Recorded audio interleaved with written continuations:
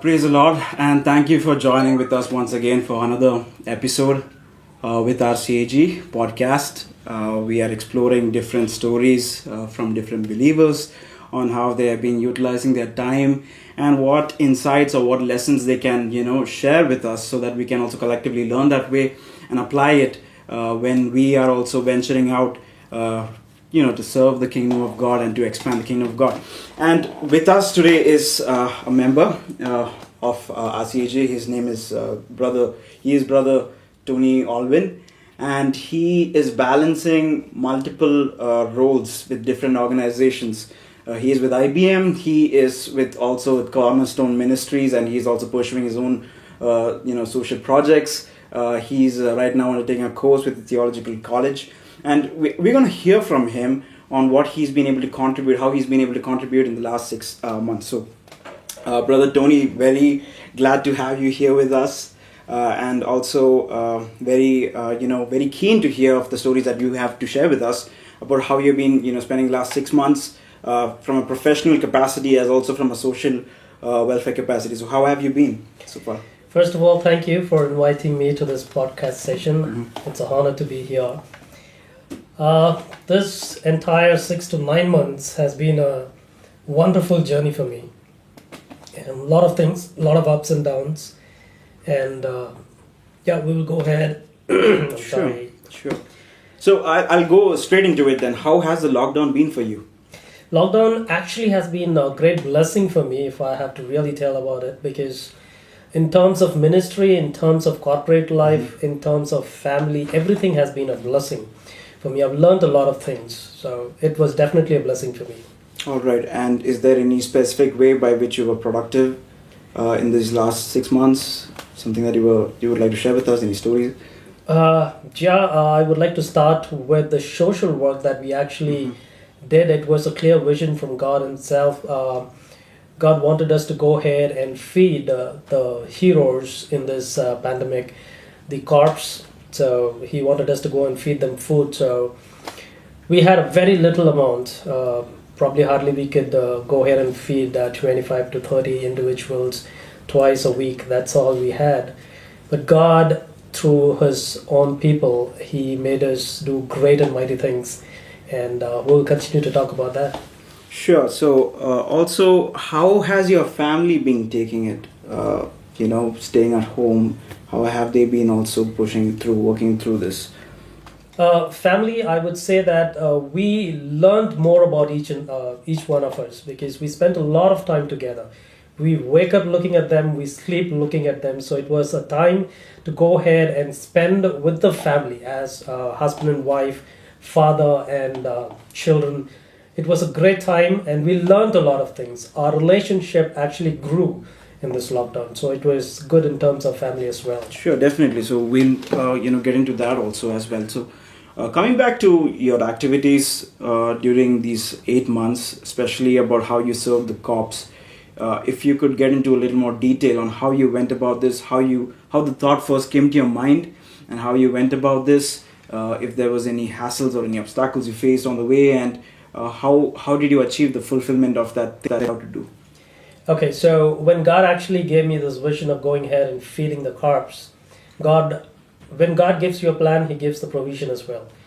And I thought, 2 days is what God wanted me to do. And I normally have a relationship with the Cyberabad City Police, specifically the traffic division, because any violation in Nizampet, in my area, the first person to click and send it to the police guys and have a challan raised in the next 5 minutes would be me. So we already have a good bonding with them. So I reached out to them and I said I need permission for my car to travel during lockdown because cars were not allowed without a reason. So when I reached them, they immediately said it's a good purpose and we will give you the permission, and they gave me permission to go ahead and drive my car during lockdown. And then that's when I told them this is my plan, and they said, okay, you can go ahead and start doing it. So first day my wife cooked around 25-30 packs of food and we took it to the police station. There was one sub-inspector called Shankar in Kukatpalli. When I went and gave him the food, he said, government is anyway paying us. Why don't we go it and give it to the slum, people in the slum? So he took us to a slum close to Kukatpalli Commissioner's office, Assistant Commissioner office. and we started giving food there. The second day we started, and we didn't want to stop, but we did not have money. And few of my friends, specifically the first person who saw my status on the WhatsApp was my director from my company. And he said, "You're doing a good work, I cannot do it. Can I sponsor for 2 days?" I said, "Okay, well, good." So we continued the fourth day, second and third day. We started with that. And I never knew where the money flowed from. It came from RCAG. It came across the globe from all my ex-colleagues working in Canada, working in Dubai. They started sending money every day, every week. Amazing. And we started with 5,000. We ended with 3 lakhs, spending 3 lakhs in all these 50 days. And we almost gave food for 3,000 and odd people. And we gave grocery kits for 111 families in slum. And we assisted 3 orphanages and 1 mentally challenged home. Almost every home had 75 individuals. So we gave them provisions for all 1 month. So that's how God led me. And on the 50th day we gave, they call it the big khana, right? The grand feast. And then we ended on the 50th day, we ended because God said that is it, the lockdown is over. And things went smooth after that. And that's how God took us all to this. That's excellent. That's really thoughtful of you to think about the law enforcement agencies, because we often take this for granted because we think that the government is going to provide us the security. Even if you go to a neighborhood, a good neighborhood, a peaceful, calm and quiet neighborhood, it remains peaceful and calm and quiet because there is a patrol vehicle that pays a visit at 2 a.m. or 3 a.m. in the morning, and the residents are not even aware of it. That's how they keep crime in check, and that's how they, if we go out late in the night, we'll see them at different signal points. The cops, they'll be standing in the dark, they'll be the police, they'll be standing in the dark, and they are there to make sure that law and order is maintained in the city. So this was a really good way of you giving it back to them, helping them also understand, touching them, and also to see the humane side from them, because they are also aware that there are certain segments of the society who might not be taken care of, who might also be requiring. It was good to see that also from them. But that excited me as well because we've heard a lot of negative things about the cops, that they're taking everything from the general people. But when we intentionally went and gave them, they said, no, let's give it to the people who are in real need. So that really inspired us to do it more. That is amazing. I mean, especially our law enforcement, we have a stereotype about them, but they are actually a very robust agency who are really, really good at what they do. And they are not we personally might not feel that they're getting the appreciation that they deserve. And this was also, as you said, it excited you that they were also able to show you, because they're also aware and they're also observing how society is treating each other. They're also being able to see all sides of this. So if this is something that's very engaging, because you had to have impact, which means that many man hours have gone into this, how were you able to carry your work also, your professional life during this? That's again a mighty testimony, because almost November, I planned to move to a different team, and I got off the current team that I was working with. And that's time when the project actually got closed, so I was in bench. And 3 months down the lane, there was an announcement at my corporate level, executive level, stating that anybody who's been on the bench for 3 months have to leave the company immediately. There was no notice period given. So we thought, okay, my name will be in the list. We saw my name was not on the list. On the 3rd month, I was like, why is my name not on the list? And I went inside the tool to check that my name was assigned to a project. So I immediately sent a mail to the HR and WFM team stating that, boss, my name is assigned to a project, but I haven't got a call from any of them, not the manager, not the team member. No one called me. So what am I supposed to do? They were hunting who assigned my name on the project for almost till June, till May end. From November till May end, they were hunting to understand who has locked me in a project, and they till now they could not find who assigned me on that project. Just because they assigned me on the project, they were giving me full salary for all the 9 months. Okay. No pay cuts, Right. nothing, and I was getting full pay. I was doing my work that God wanted me to do.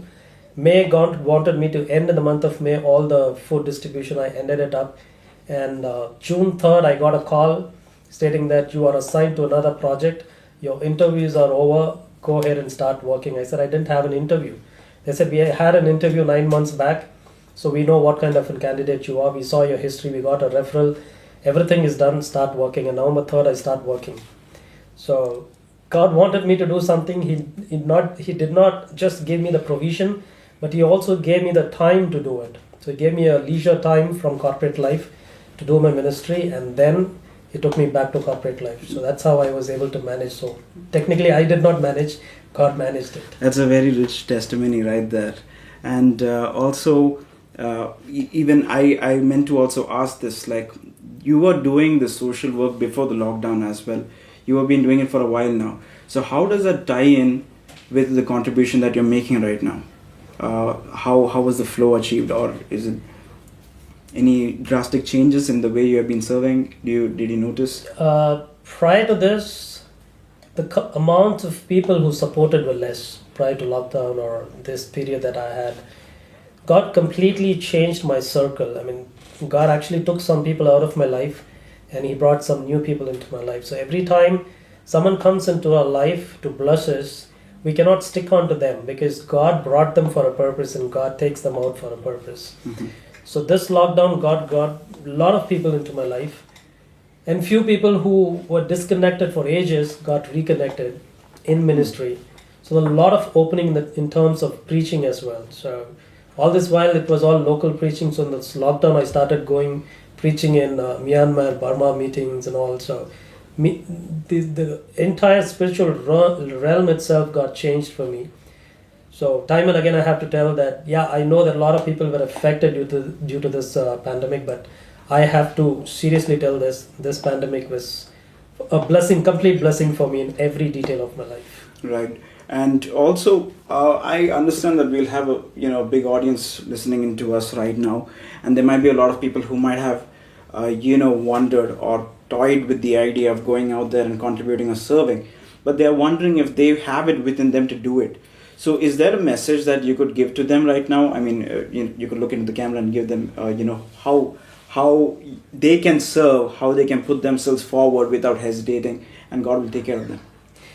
Yeah, as I told you, a lot of people came forward to help me in doing what I was about to do, especially what my director said, I want to do, but I cannot get onto the field like what you do. So it is not that we just go and do it personally. Anyone who's genuinely doing, God will definitely answer your need, your prayers, your desires. When you want to go ahead and help someone, God will show you the way how to go ahead and help. It is not you personally have to go, because we are not here to go ahead and project ourselves for our glory. We're doing it for the glory of God. So we will find the right person, and God will show us the right person depending upon our desire. So that's how we need to go ahead and sit in the presence of God and tell Him this is my desire and ask Him how we need to go ahead and fulfill this. So I'm the takeaway from me from that is the crucial part is the desire. We just go to the presence of God with the desire, and He's going to take care of it from that. He's going to carry us from that. Exactly. That's great. That's wonderful. That's very encouraging. And also, I understand you are doing a bachelor's in theology, and I think that's from Jerusalem College in Chennai. That's great. So, is there any insights that you learned which you have been able to apply in your sermons or within your ministry? If you can comment on that. Definitely, because that's wonderful material that's been given from the Jerusalem University. So they constantly keep in touch with you to ask you have a burden, you have obstacles, why are you not able to complete? The only reason why it is taking time is like I'm engaged with too many things, so I'm taking my own time to do my thesis, to write all the big articles on the questions they ask. So that's the only part, but other than that, the material is so good that you learn everything. It is practical experience of the writer, the author. So you learn a lot of things. You would be able to connect it with your life. You will be able to understand, okay, this is what is God wanting from you. It will definitely help. And I'm sure you'll have a lot of material to add based on your current experiences and insights that you're learning. Yeah, that's how I write the thesis when I write, because when they ask the question, I take 10-15% from the book, and rest you see everything would be out of my own experience. I've completed a couple of papers, and probably I got a good mark. All right. And coming back to your family, how have they been working, or especially for your kids? Because we understand that kids, they are the agency for energy in any given household, and they pack the energy, and you want to let them like achieve it. You want them to unleash that energy. It's always it's a beautiful sight, actually. Something that we missed during lockdown is seeing kids playing on the streets, having a recreational time over there, which that was actually, I would say, kind of like robbed from us during lockdown. So how are your kids taking it? How are the children doing during the lockdown? More than how children are looking at it, for me it was a complete different experience, because normally if you see, they'll go to school, come back tired, have some recreation, see few things on the phone and have some food and then sleep or write their own homeworks and other stuff. But in this lockdown, everything is online, not too much of writing works, but real potential of my children came out. The way my daughter takes care of the family, the way she takes care of the entire the ministry side of mine. She started preaching, she started leading worship. Mm-hmm. Now she's got a prayer group. Twice a week she leads a prayer group, all young children. Every day, twice a week morning, by 5 o'clock they get up and they lead in worship. They share words, and I'm seeing a lot of things that I haven't seen all this while. And this lockdown in this area also, the lockdown has been a blessing for me. Right from taking care of the household things, from ministry, to my wife. Wife was not well, and she's not well a little bit. And the way my daughter takes care of her, everything has been new for me. And I'm so thankful to God for showing me this phase of my life. That's great. It's nice to know that when they take initiatives on their own, we adults realize that, okay, it's time for us to unlearn some things and relearn it. Seeing from how the new blood is doing it, how they are doing it. The way they have been doing, it's more than unlearning. I thought of getting retired now. That is great to know. So, all right. As a concluding message, because you've given us so much insights and there's a lot of experience that you shared from us, and it's very encouraging. This is inspiring for us to also go out there and do something. Do you have a message that would summarize everything that you've been seeing that you could give to our audience now? To summarize all these things, one thing that I would say is stay in the center of God's will. Nothing is difficult. Don't go by the circumstances. Don't go by your ability, your strength. God has got a plan for everybody. And when He got a plan, He also will give you the provision. He will make the path, all the crooked paths straightened for you. So don't worry about how you're going to do it. Always believe that God is going to do it. I'm just going to go here and be a bystander there. When you try to implement God's plan, that's when you get into trouble. When you allow God to do His plan and be a bystander, you will end up in the destiny that God always had for you. So be in the center of God's will. Simple. Sure. Thank you very much for sharing the message. Thank you for joining us this time. And that is all the time we have for this podcast. Thank you for tuning in. Next week, again, same time, we'll be seeing you with another guest. We'll be having more experiences. And if you have any questions, feel free to put it in the comment section. We'll try to answer it for you. We have a lot of exciting insights and stories coming up, and we will see you next week.